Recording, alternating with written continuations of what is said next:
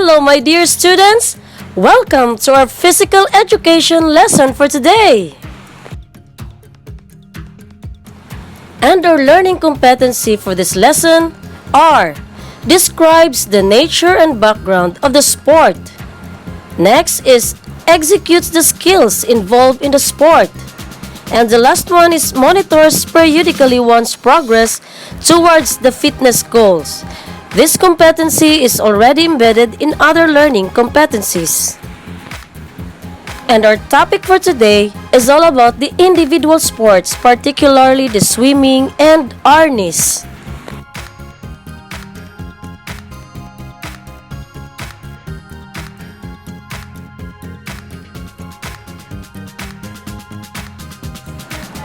Individual sports is a sport in which participants compete as individuals.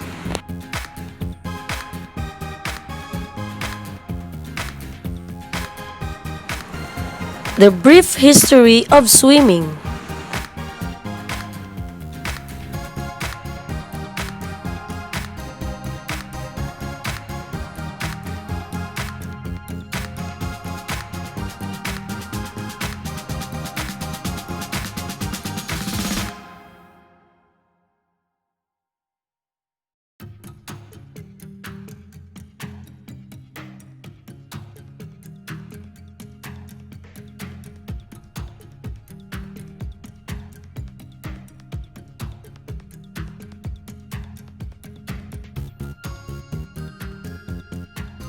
And now, before we will proceed to our lesson, I have here two questions. Number 1. Can you name the following?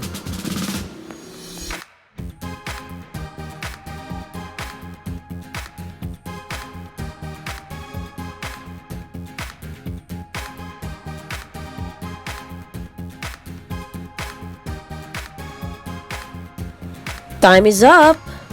So what do you think are the answers?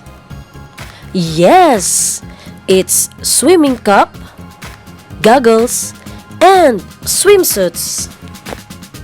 And for the second question, how many strokes are there in swimming?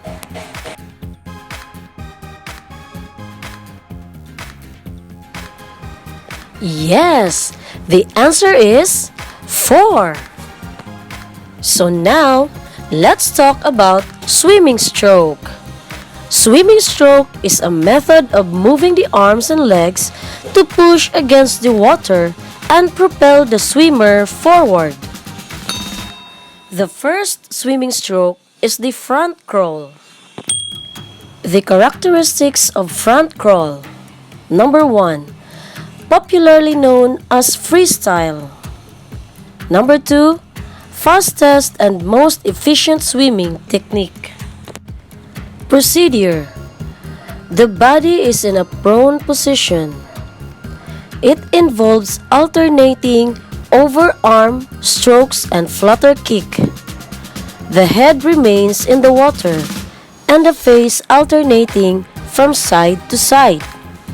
The second stroke is the butterfly. Characteristics of butterfly. Stroke is the powerful and graceful technique. It is the most difficult and exhausting stroke.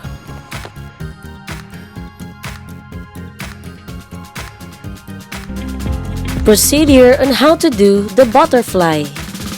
Hands enter the water shoulder width apart. Legs move in fishtail or dolphin kick. Arms move up and downward. Shoulder rotate, bringing arms around. The third swimming stroke is the breaststroke. Characteristics of breaststroke. The slowest of the 4 official styles in competitive swimming. It requires comparable endurance and strength to other strokes. Procedure of breaststroke. The legs remain extended back and the feet don't start to come up to set up to the kick until the arms are turning the corner to start recovery. The feet push back on the water at the end of the recovery, when the arms are extended in front and the head is in the line. The fourth stroke for swimming is the backstroke, and the characteristics has the advantage of easy breathing but the disadvantage of swimmers not being able to see where they are going. The only competition in swimming style that has a different start.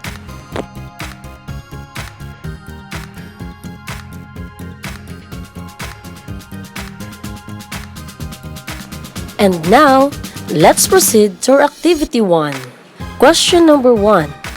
What are the 4 strokes or style in swimming? Second question. What is the most powerful and graceful technique in swimming?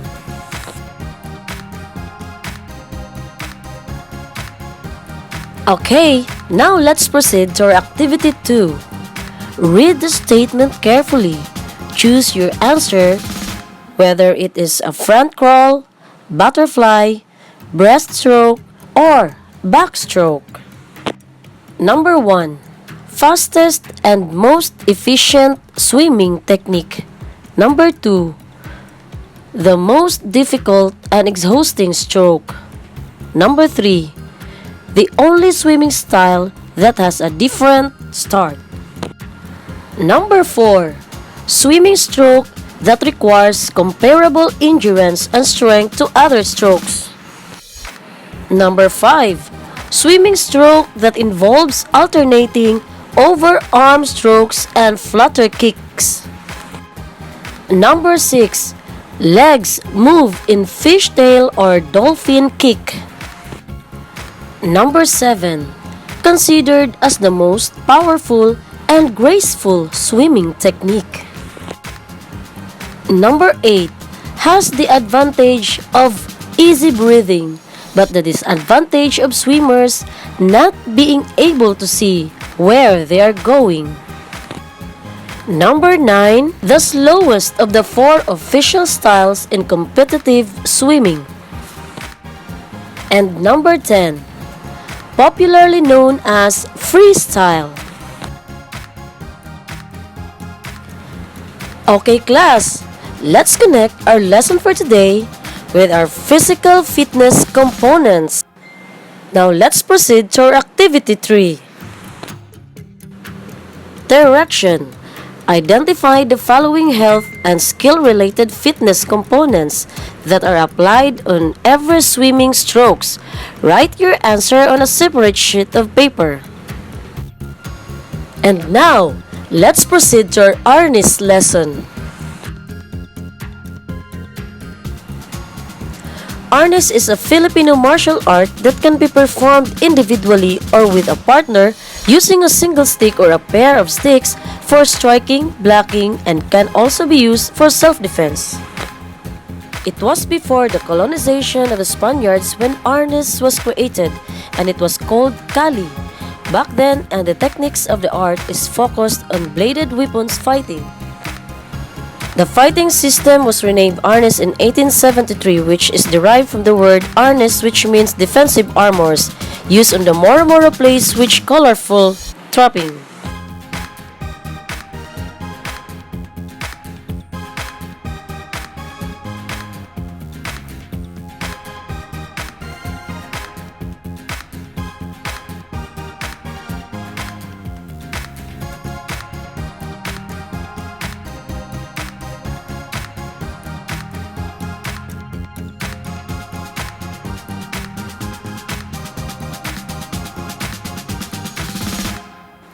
And that is the history of Arnis. In this lesson, we will learn the important skills in Arnis. Salutation in Arnis. In Handa, feet are positioned shoulder width apart. Stick is held in front of the body. In Pugay, place the weapon hand across the chest, bow by bending at the waist. The two types of salutation is without stick and with stick. Next is the grip.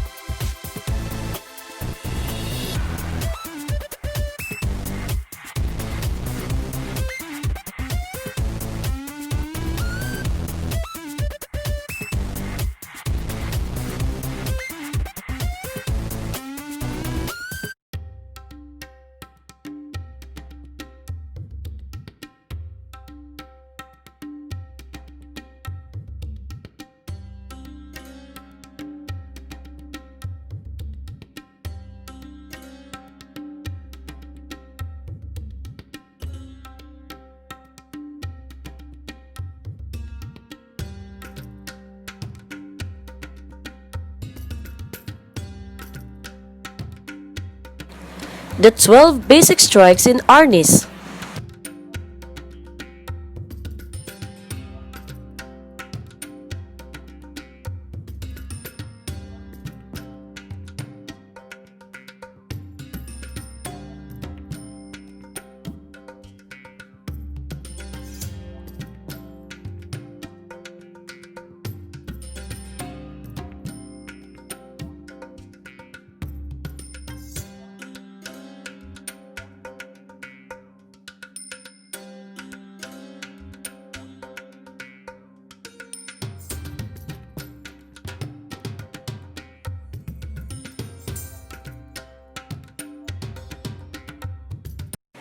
And this ends our lesson for today.